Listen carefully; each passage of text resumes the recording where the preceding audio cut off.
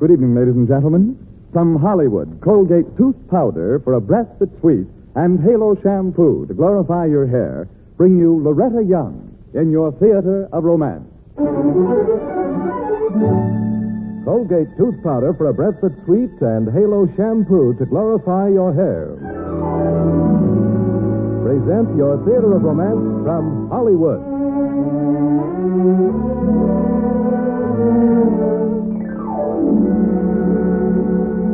Tonight it is our pleasure to bring you a particularly delightful combination of star and story. The story, Universal Pictures' lighthearted frolic called Hired Wife.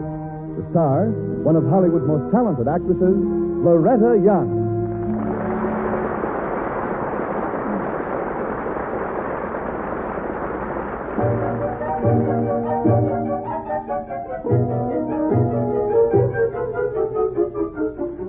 Darling, I can't wait to hear all about it. How on earth did it all ever happen? Well, it actually started last spring, and it was a lovely spring, if you remember. Children flying kites and playing marbles on the sidewalk.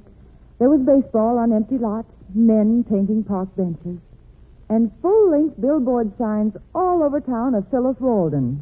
Phyllis Walden, the model? Yes. She was posing then for a new car, the Carlton 8. They showed Phyllis in the briefest possible bathing suit, standing by the running board with an ad that read, "Oh, for a man like my car, modern, strong, responsive." Well, did that sign sell cars? I don't know about cars, but it sure sold Phyllis. Kendall, were you in love with Stephen then? Of course. Every good secretary's in love with her boss. She has to be, to put up with a businessman. But Stephen never gave me a thought. Although every spring he came down with a good case on someone else. It was violent and serious while it lasted, but it soon ran its course, and his temperature stayed normal until the next spring. Well, that isn't love. That's hay fever. Ah, you're so right. Well, anyway, on this particular spring morning, as I recall, it was April the 1st, I went into the office, and there was Stephen settling a flower in his buttonhole.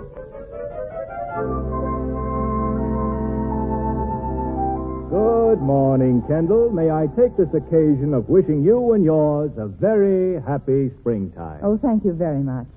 Here are some checks for you to sign. I'll do it right this minute. McNabb is waiting to see you. After him, you have an appointment with the Crawford Rand people. I'll have the paving contracts ready. I'll break it up at noon. You lunch with Senator Troy at the League Club. And don't mention Republicans. It upsets him. Then may I go home? Yes. After you've had a haircut. Shall I tell McNabb to come in? Oh, by all means. Come in, McNabb. Here are the layouts, Mr. Dexter. Mac, these won't do. Won't do. We must keep up with the times, Mac. Give me something with a little more heart in it. Something more modern, like that Carlton 8 billboard across the street. Oh, for heaven. I want a new campaign. It must be warm and human. Something like the cement you love to touch. We must make our cement stand out. Give it personality. Perfume it, Mac. I want something with the same punch and appeal of that picture. We'll use the girl. She'll be our trademark. Little Annie Cement. When I want your opinion, Kendall, I'll ask for it.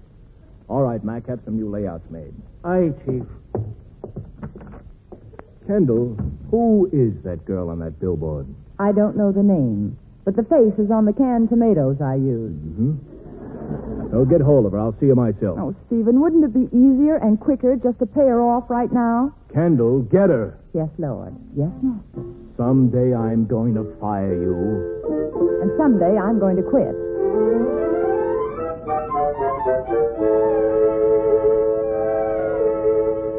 Good evening, Miss Walden. My name is Kendall Browning. The firm I'm with... I suppose you came here to see me about a posing job. Well, call my agent in the morning, or you can phone me, but not before 11. Very well. I'll tell Mr. Dexter. Good night. Dexter? Stephen Dexter of Dexter Cement. Oh, Mr. Dexter. Yes. Do you happen to know what Mr. Dexter has in mind? I have a general idea. Will it be a big campaign? One of his biggest, no doubt.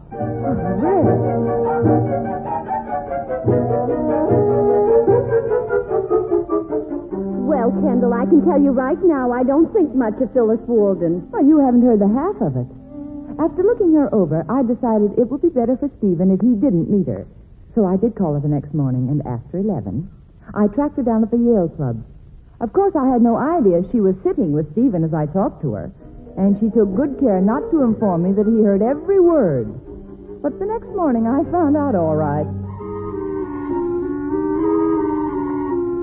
Kendall, call Van Horn and tell him to get those subway contracts ready. Right away.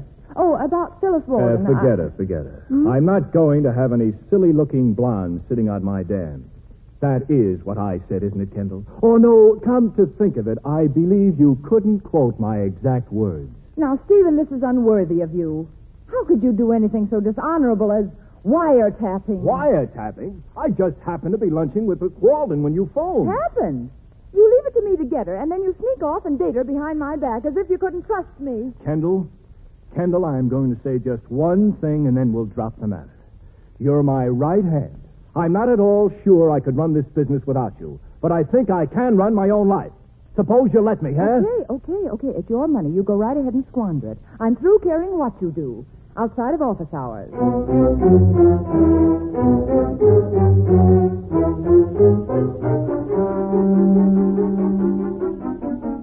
Did he really see her much? You bet he did. They went dancing, horseback riding, sailing, lunching, dining all over the place. They were the most repulsive couple of the year. And then Stephen got into trouble. Oh, what happened? Well, it was over the subway contract. The General Cement Company wanted the contract, but Stephen's bid was lower, and so he got it. So the General decided to do a little hitting below the belt. First, they tried to buy Stephen out, and when they couldn't, they told him they were going to get out some sort of trumped-up injunction that would tie up his assets. He and his lawyer, Roger Van Horn, had a serious talk that afternoon, trying to find a way out. And then Van Horn got a great idea. Stephen, you've got to get married. What? It'll stop them cold. They can't tie up your money on your business if you haven't any. I'm going to have you put every last penny, every sack of cement, your house, the shirt on your back in your wife's name. Oh, there must be some other way. I'll run and see Phyllis. But, Steve, there'll be a lot of papers to sign. Deeds, transfer of bank accounts, power of attorney. I can't do a thing without you. Kendall, find out when the marriage license bureau closes. It's no use. In New York, you have to wait 3 days. All right, find out when I get explained to South Carolina. It'll take us at least 2 hours to get the papers ready. You've got to come to the bank with me, Stephen. Oh, all right. Kendall, I've got to leave it to you. You see Phyllis. Are you sure this is the right thing to do, Stephen? Of course I'm sure. You find her and deliver her to that plane. Well, I can't drag her by her phony eyelashes. Now, look. Look, Kendall, you're a woman. Oh, has that gotten around? You know how to talk to other women. Oh, sure. I know how to... Yes, that's right, I do, don't I? All right, Stephen. I'll play Miles Standish for you.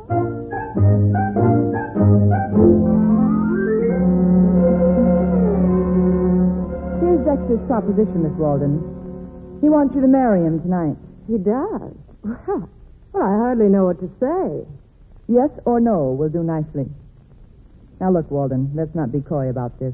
I'm not batting for Cupid. This is strictly business. Oh? And I haven't time to tell you all the angles. All you need to know is that this will put you within spending distance of some very serious sugar. For certain financial reasons, it will be very convenient for Mr. Dexter to have a wife. In fact, he's got to get married. Really, Miss Browning, you ought to do something about yourself. I love your lies. They're not good, but they're very, very funny. Thank you. This last one was a positive howl. Would have been so nice if you'd been able to say, Steve, that Walden number has a price tag, but I'm not that kind of a girl. Dexter told me to ask Well, you. tell him I'd love to marry him tonight, but my trousseau is in the laundry. Very well. I'll tell him exactly that.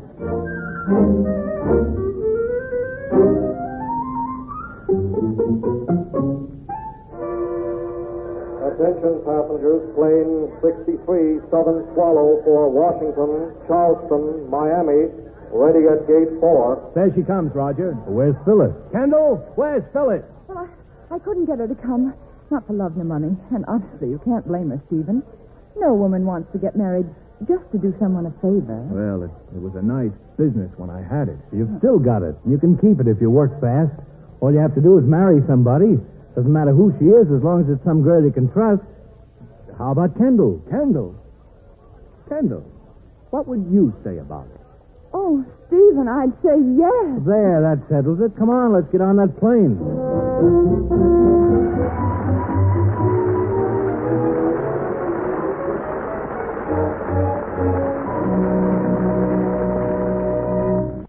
Well, I didn't expect the honeymoon to be over so soon. Married only 2 weeks, and you forgot to kiss me goodbye this morning. Forgot? I didn't forget. I was late. Oh, so you were in too much of a hurry to kiss me. Or is there some other reason? Yes, Mrs. Newlywed, there is. A little breath of trouble. I mean, unpleasing breath has caught up with you.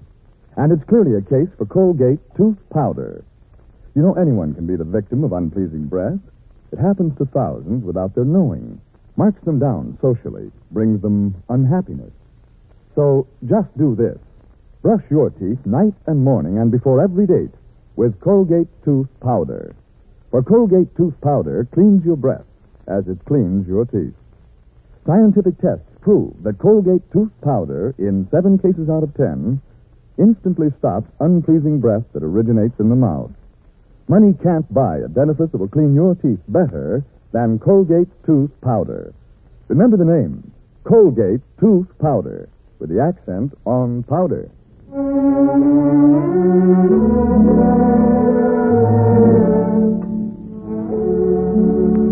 And now, Colgate tooth powder and Halo shampoo bring you the second act of Hired Wife, starring Loretta Young.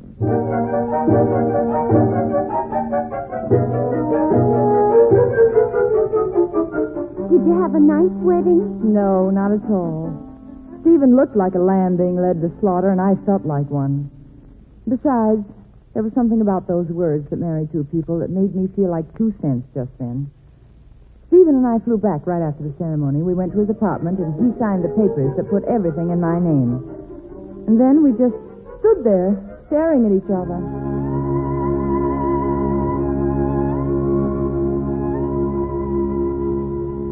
Kendall, you know you're a rare sort of woman. You don't let people down when they need you. And, well, thanks for marrying me. Oh, you're welcome, I'm sure. Oh, I'm sorry. I don't feel like kidding, Stephen. But there's something I've got to tell you. Phyllis would be here if I hadn't lied to her and to you, and, well, now I've run out of lies.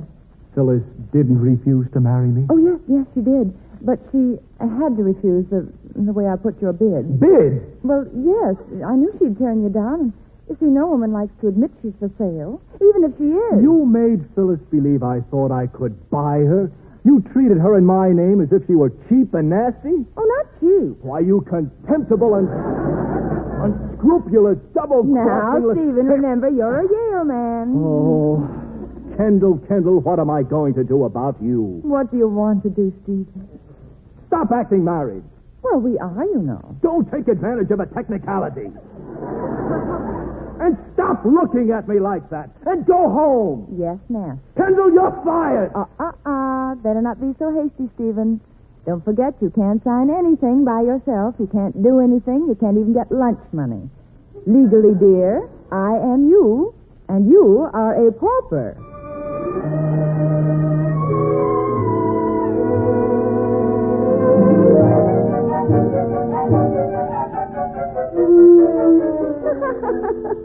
Oh, you certainly must have been laughing, Kendall.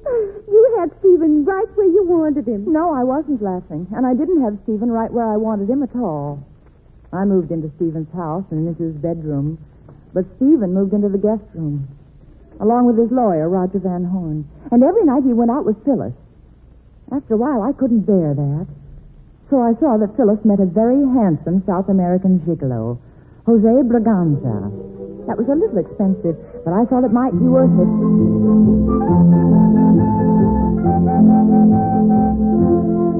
Here are my expenses for the week. Let me see. Apartment of the Ritz. Check. Rent of motor car. Check. Oh, what's this item? 1 cockatoo, $75. He's a bird. He flies like so. For that kind of money, you ought to read and write. Now, dinner for 3 at Pierre's. 3? Stephen Hornbeam. Oh. Well, another time, let him pick up the check. Now, what have you accomplished, besides spending money? I progress. Oh? Yesterday, she insulted me. Today, she slapped my face. I think maybe she loved me. Well, maybe, but I think your reasoning is a little hard to follow. Tomorrow, I ask her to marry with me. And if she accepts, I marry her. Kendall, Kendall, where are you? You better get out of here. Go on out the back door, and I'll phone you tomorrow. Adios. In here, Steve, in the library. Kendall, I want a divorce. Stephen, that means you won your fight. Yes. The General Cement Group has given up for good. Oh. Kendall, I have appreciated your help very much, and I know this is short notice, but here's a ticket on the westbound plane. It's now 10:22, and... Really? I've been wondering what time it was all evening. Well, the plane leaves at midnight. There's a check in there, too. I want you to have a nice, long vacation. What are you doing? Tearing it up. I like being Mrs. Stephen Dexter. If you won't give me a divorce, I'll divorce you. On what grounds? Roger! Roger! What is it, Stephen? Just getting ready to go to bed. I want a divorce. Do you mind waiting till morning? How soon can I get one? Is Kendall willing? No. If she fights, She will? then it'll take years. Years? 5. Your best bet is to disappear and be given up for dead. Oh, that's just great. Phyllis would love that. Hey, wait a minute. Yeah? I think I can get you an annulment. How soon? Oh, a few weeks. All we have to do is show it's been no marriage to date. That's right. You can testify to that. Yes? All right, Kendall. Trump that. How can I, Stephen? Good night.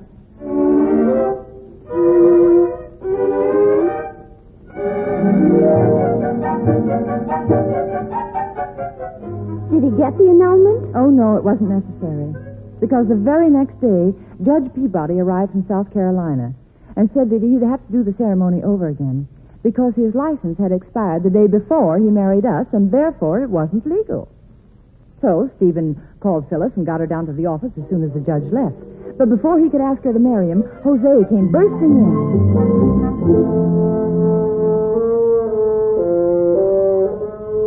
Choose Phyllis. Him or me. You cannot have both of us. Jose! How dare you break in here like this? Now you get out of here. But, Stephen, Phyllis loves Jose. Madly. That is true. Since time began and the world was young and damp, I was a bullfrog. And you were a cow frog. Oh, you can't move from a frog pond to the Ritz on love. Just where does your money come from, Signor Braganza? From the same place yours does. Cement.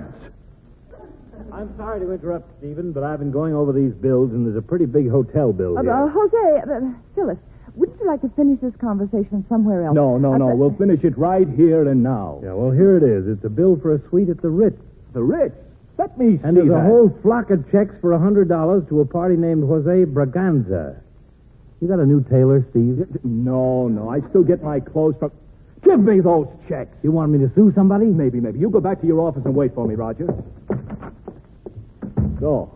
So you get your money from cement, Signor Braganza. My cement. Oh, Jose, were you taking money from this woman? He certainly was. It was Jose's birthday. How many times was he born? Well, most of it was a loan. See, I will pay back every penny at once. Oh, can you? No. Oh, Jose, how could you be so cheap? Oh, you'll get it back, Stephen. You're going to get everything that's coming to you, even her. I'm going, Stephen. Really, this time I'm going. I didn't land the contract. If my best bid wasn't good enough, all right. You can't blame a girl for trying. I had a very good reason for everything that I did. It may not seem a very good reason to a man, but it's enough reason for a woman. I was in love with you, Stephen. Oh, come on, Jose. Let's get out of here. I think these two richly deserve each other. Oh, I should have known about Jose. He wasn't the first man who ever made love to me. Should have spotted him for a phony. She schemes. She lies. She cheats. Oh, no, but not anymore at my expense. No, I'd like to strangle him. I'll consider today the luckiest day in my life. And you should, too. Oh, when are we going to stop kidding ourselves? I'm glad you said it first. Come on, let's catch him.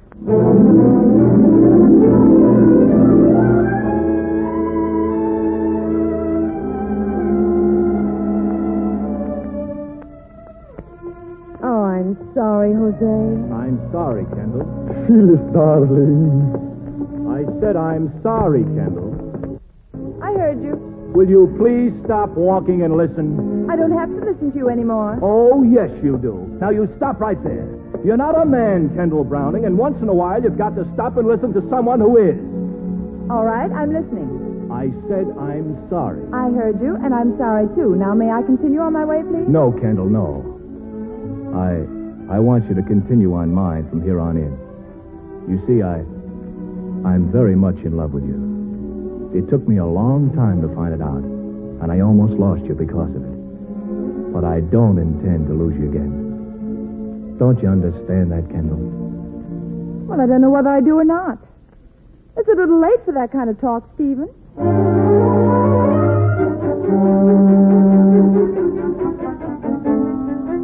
Kendall, how could you be so mean? Well, I wasn't going to let him think I'd go back to him. I wasn't going to let him think, after all I'd been through, that I'd even look at him again. And let me tell you, I made that very clear to him. And then what did you do? Then? Why, then I married the guy.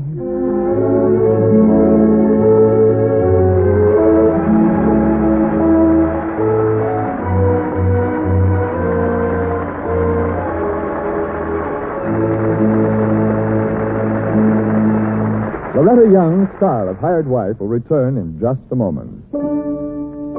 Halo, everybody, halo. Halo is the shampoo that glorifies your hair. So halo, everybody, halo. Use Halo shampoo if you want naturally bright and beautiful hair. For soap shampoos leave a film on your hair. But Halo contains no soap, therefore leaves no dulling film. The very first time you use Halo, you'll notice your hair glistens in all its natural brilliance. The deep, full, natural color and luster comes sparkling through like sunshine through a clean window pane.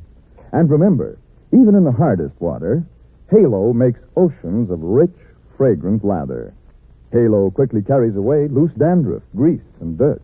Needs no lemon or vinegar rinse because Halo leaves no dulling film. Nothing to hide your hair's natural beauty. Say hello to Halo and goodbye to dulling film. Use Halo on your children's hair, too. Get Halo shampoo at any cosmetic counter. Remember, Halo glorifies your hair. So halo, everybody, halo. Halo shampoo, halo.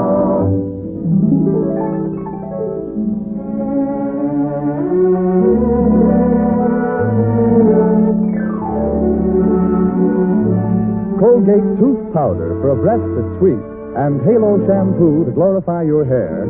Thank Miss Loretta Young for a delightful performance in Gene Holloway's adaptation of Hired Wife. George Beck's amusing story filmed by Universal Pictures, producers of One Night with You. Thanks again for a swell show, Miss Young. Oh, it was a pleasure to appear on Theater of Romance tonight, Frank. And I hope I'll be back again with you soon. I'm sure you're going to have a grand show next week when you bring Robert Walker to the Theater of Romance. I'll be listening. Thanks again and good night.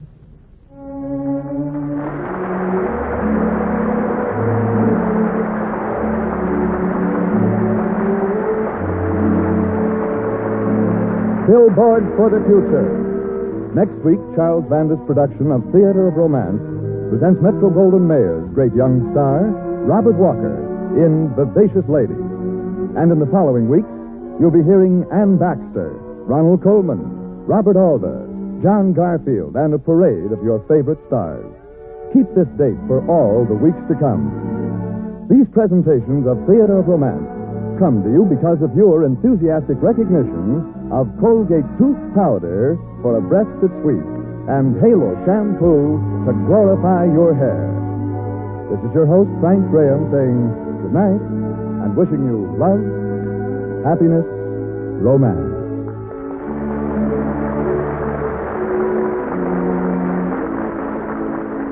Ladies and gentlemen, a brief message from our government.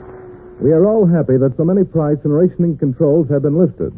But a headlong rush of spending could start a runaway price rise. So we are asked to spend sensibly and to observe the remaining price and rationing controls. These will be released as soon as possible. So let's all cooperate to prevent a rising price by spending sensibly, by saving as much as possible, and by cooperating with existing controls. This is CBS, the Columbia Broadcasting System.